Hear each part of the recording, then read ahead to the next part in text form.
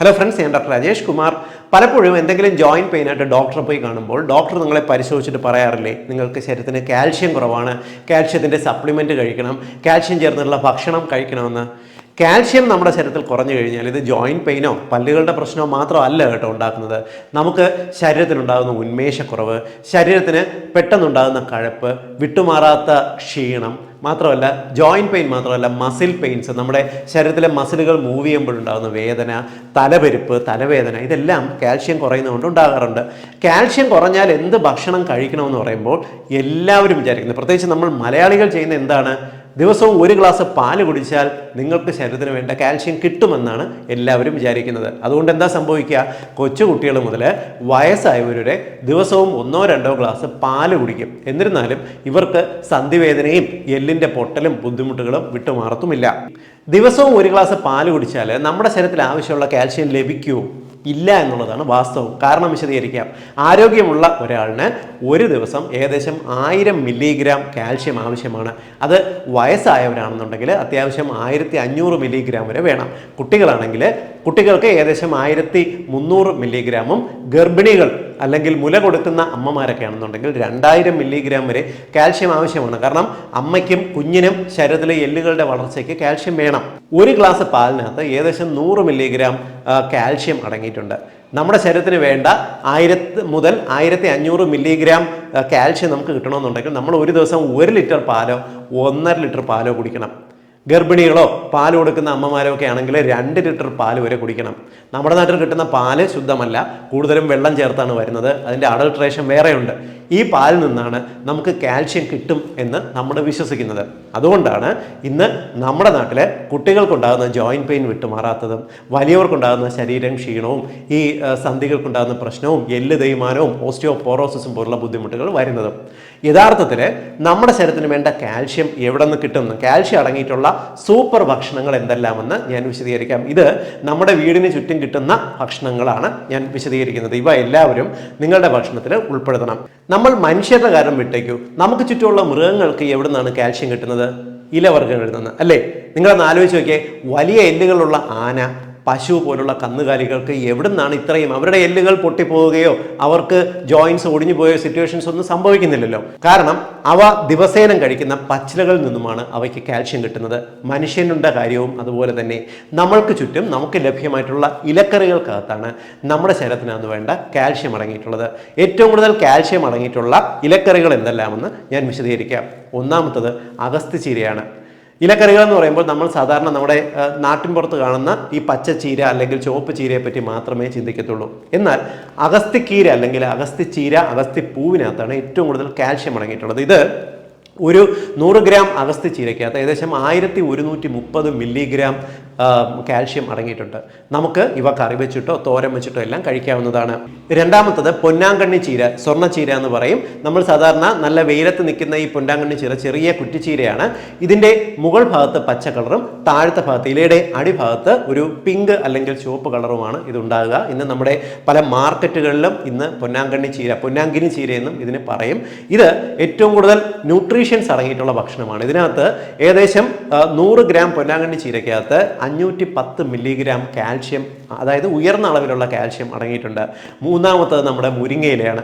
100 gram മുരിങ്ങയിലയ്ക്കകത്ത് ഏകദേശം 450 milligram calcium അടങ്ങിയിട്ടുണ്ട്. അത് കഴിഞ്ഞാൽ പിന്നെ ഏറ്റവും കൂടുതൽ കാൽഷ്യം ഉള്ളത് നമ്മുടെ ചീരയിലാണ്. പച്ചച്ചീര, ചുവപ്പ് ചീരയ്ക്കകത്ത് ധാരാളമായിട്ട് അടങ്ങിയിട്ടുണ്ട്.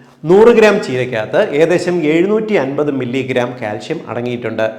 അത് കഴിഞ്ഞാൽ നമ്മുടെ കറിവേപ്പിലയാണ്. കറിവേപ്പില 100 ഗ്രാമിനകത്ത് ഏകദേശം 830 മില്ലിഗ്രാം, അതായത് ഉയർന്ന അളവിലാണ് കറിവേപ്പിലയ്ക്കകത്ത് കാൽഷ്യം അടങ്ങിയിട്ടുള്ളത്. നമ്മുടെ സാധാരണ മല്ലിയിലയിലെ കൊത്തമല്ലി എന്ന് പറയുന്ന മല്ലിയിലയ്ക്കകത്ത് 100 ഗ്രാമിനകത്ത് ഏകദേശം 150 മില്ലിഗ്രാം കാൽഷ്യം അടങ്ങിയിട്ടുണ്ട്. ഇത് കേൾക്കുമ്പോൾ വിചാരിക്കും നമ്മുടെ സാധാരണ കിട്ടുന്ന ചീരയ്ക്കകത്ത് ഉയർന്ന അളവിൽ കാൽഷ്യം ഉണ്ടല്ലോ, അത് നമുക്ക് കിട്ടുമല്ലോ എന്ന്. എന്നാൽ ചീരയ്ക്കകത്ത് നമ്മുടെ നാട്ടിൽ വളരുന്ന കുപ്പച്ചീര, ചുവപ്പ് ചീര, പച്ചച്ചീര, ഇവയ്ക്കകത്തുള്ള പ്രശ്നം, ഇവയ്ക്കകത്ത് കാൽഷ്യം ഉയർന്ന അളവിലുണ്ട് എന്നതുപോലെ തന്നെ ഓക്സലേറ്റുകളും ഉയർന്ന അളവിലുണ്ട്. പലപ്പോഴും നമ്മൾ കാൽഷ്യം കിട്ടാൻ വേണ്ടിയിട്ട് നമ്മൾ ചീര കൂടുതൽ കഴിച്ചാൽ ഇത് വൃക്കരോഗം, അതായത് കിഡ്നി സ്റ്റോൺ ഉണ്ടാക്കുന്ന ടെൻഡൻസി വരുന്നതിൻ്റെ കാരണവും ഈ ഓക്സലേറ്റ് ക്രിസ്റ്റലുകളുടെ അമിതമായിട്ടുള്ള സാന്നിധ്യമാണ്. അമിതമായിട്ട് ഓക്സലേറ്റ് ക്രിസ്റ്റലുകൾ ചീരയ്ക്കകത്തുള്ളത് കൊണ്ട് ഈ ചീരയ്ക്കകത്തുള്ള കാൽഷ്യത്തിൻ്റെ ഏകദേശം 25% മാത്രമേ നമ്മുടെ ശരീരത്തിൽ വലിച്ചെടുക്കത്തുള്ളൂ. അതുകൊണ്ടാണ് ചീര പതിവായിട്ട് കഴിച്ചിരുന്നാലും നമുക്ക് ആവശ്യത്തിന് കാൽഷ്യം പലരിലും ലഭിക്കാത്തത്. നമ്മൾ ചീര കൂടുതൽ കഴിക്കുന്നതിനേക്കാൾ കൂടുതൽ നമ്മുടെ ബെനിഫിഷ്യൽ ആയിട്ടുള്ളത് ഞാൻ ആദ്യം പറഞ്ഞില്ലേ, പൊന്നാങ്കണ്ണി ചീര, അഗസ്ത്യ ചീര, മുരിങ്ങയില എന്നിവ പതിവായിട്ട് കഴിക്കുന്നതാണ്. കാരണം അവയ്ക്കകത്ത് ഈ ഓക്സലേറ്റുകളുടെ സാന്നിധ്യം താരതമ്യേന കുറവാണ്. അതുകൊണ്ട് അവ കഴിക്കുന്നതിലൂടെ നമുക്ക് ഉയർന്ന അളവിൽ ഈ കാൽഷ്യം ലഭിക്കും. അതല്ലെങ്കിൽ നമുക്ക് മല്ലിയില കഴിക്കാം, അതല്ലെങ്കിൽ കറിവേപ്പില നമുക്ക് കൂടുതലായിട്ട് കറികളിൽ ഉപയോഗിക്കാം. സാധാരണഗതിയിൽ കറിവേപ്പില കറികളിൽ രുചിക്ക് മാത്രം ഉപയോഗിച്ചിട്ട് നമ്മൾ കഴിക്കുന്ന സമയത്ത് കറിവേപ്പില എടുത്ത് കളയുകയല്ലേ ചെയ്യുന്നത്. ഇനി അത് മാറ്റിയിട്ട് കറിവേപ്പില നിങ്ങൾ ചവച്ചരച്ച് കഴിച്ചോളൂ, കാൽഷ്യം ധാരാളമായിട്ട് ലഭിക്കും. ഇലവർഗം കഴിഞ്ഞാൽ പിന്നെ ഏറ്റവും കൂടുതൽ കാൽഷ്യം അടങ്ങിയിട്ടുള്ളത് കൂവരകില്ലേ, റാഗി, നമ്മൾ പഞ്ഞിപ്പുല്ലെന്ന് വിളിക്കില്ലേ, അതിനകത്താണുള്ളത്. നമ്മൾ 100 ഗ്രാം റാഗി എടുത്തു കഴിഞ്ഞാൽ അതിനകത്ത് ഏകദേശം 340 മില്ലിഗ്രാം കൂവരക് ഇറങ്ങിയിട്ടുണ്ട്. അതുകൊണ്ടാണ് പലപ്പോഴും കൊച്ചു കുട്ടികൾക്കെല്ലാം 6 മാസം കഴിഞ്ഞാൽ പതിവായിട്ട് റാഗി ചേർത്തിട്ടുള്ള ഭക്ഷണങ്ങൾ കൊടുക്കുന്നത്. റാഗി കഴിഞ്ഞാൽ പിന്നെ മുതിരയ്ക്കകത്ത് ഏകദേശം 280 മില്ലിഗ്രാം കാൽഷ്യം ഒരു 100 ഗ്രാം മുതിരയ്ക്കകത്ത് അടങ്ങിയിട്ടുണ്ട്. ഇതും നമുക്ക് ഭക്ഷണത്തിൽ ചേർത്ത് ഉപയോഗിക്കാവുന്നതാണ്.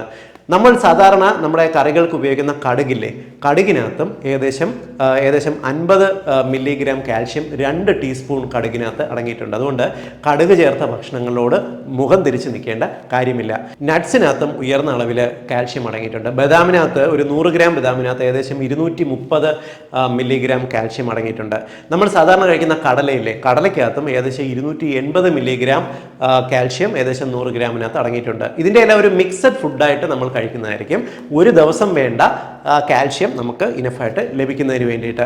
നമ്മൾ സാധാരണ കഴിക്കുന്ന സർബത്തില്ലേ, ചൂടുകാലത്തെല്ലാം നമ്മൾ കുടിക്കുന്ന ജ്യൂസുകളോ സർബത്തോ നാരങ്ങ വെള്ളത്തിനകത്തോ എല്ലാം ഈ തണുപ്പ് കൂടുതൽ കിട്ടുന്നതിന് ശരീരത്തിന് നല്ലതെന്ന് പറഞ്ഞിട്ട് കസ്കസ് ചേർക്കാറില്ല, കശകശ എന്ന് പറയും. കസ്കസിനകത്ത് ഉയർന്ന അളവിൽ കാൽഷ്യം അടങ്ങിയിട്ടുണ്ടെന്ന് പലർക്കും അറിയത്തില്ല.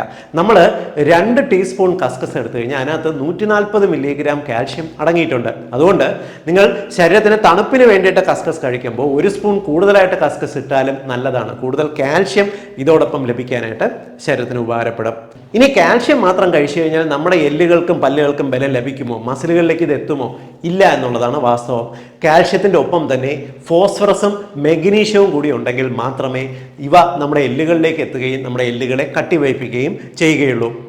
നമ്മൾ യഥാർത്ഥത്തിൽ വീട്ടിൽ സിമെന്റ് കുഴക്കത്തില്ല. വീട് നിർമ്മാണത്തിന് സിമെന്റ് കുഴയ്ക്കുമ്പോൾ എന്തെല്ലാം ഉപയോഗിക്കുക? സിമെന്റ്, മണ്ണ്, വെള്ളം, ചല്ലി, മെറ്റല്, ഇവ എല്ലാം കൂടെ ഉള്ളൊരു കോമ്പിനേഷനാണ് നമുക്ക് ഈ കെട്ടിടത്തിന് ഉറപ്പ് നൽകുന്നത്. അതേപോലെ തന്നെയാണ് നമ്മുടെ എല്ലുകൾക്ക് വേണ്ട ഉറപ്പിന് വേണ്ട അസംസ്കൃത വസ്തുക്കളാണ് കാൽഷ്യം, മെഗ്നീഷ്യം, ഫോസ്ഫറസ്. നമ്മൾ സാധാരണ സിമെന്റും മണ്ണും മെറ്റലും കൂടെ ഒരുമിച്ച് ചേർത്ത് കഴിഞ്ഞാൽ കട്ടി വയ്ക്കുമോ? ഇല്ല. ഇതിനകത്ത് ആവശ്യത്തിന് വെള്ളം ഒഴിക്കണം. വെള്ളം ഒഴിച്ച് കുഴച്ചാലേ ഈ കോമ്പിനേഷൻ സ്ട്രോങ് ആവത്തുള്ളൂ. അതേപോലെ തന്നെ കാൽഷ്യവും മെഗ്നീഷ്യവും ഫോസ്ഫറസും ഒരുമിച്ച് ചേർത്താൽ മാത്രം പോരാ, ആവശ്യത്തിന് വൈറ്റമിൻ ഡി കൂടെ വേണം. വൈറ്റമിൻ ഡി ഉണ്ടെങ്കിൽ മാത്രമേ ഈ കോമ്പിനേഷൻ എല്ലിലേക്ക് എത്തുകയും എല്ലിനെ നല്ല ഉറപ്പാക്കുകയും ചെയ്യുള്ളൂ. അതുകൊണ്ട് കാൽഷ്യം കഴിക്കുന്നത് പോലെ തന്നെ പ്രധാനമാണ് വൈറ്റമിൻ ഡി. നിങ്ങളുടെ ശരീരത്തിന് കഴപ്പുണ്ടോ, ക്ഷീണമുണ്ടോ, നിങ്ങൾക്ക് സന്ധി വേദനയുണ്ടോ, എല്ല് തേയ്മാനമുണ്ടോ, നിങ്ങൾ ഡോക്ടറെ കാണുമ്പോൾ ഡോക്ടർ ആദ്യം ചെക്ക് ചെയ്യുന്ന ടെസ്റ്റ് എന്ന് പറയുന്നത് വൈറ്റമിൻ ഡി ആണ്. കാരണം എന്താണ്?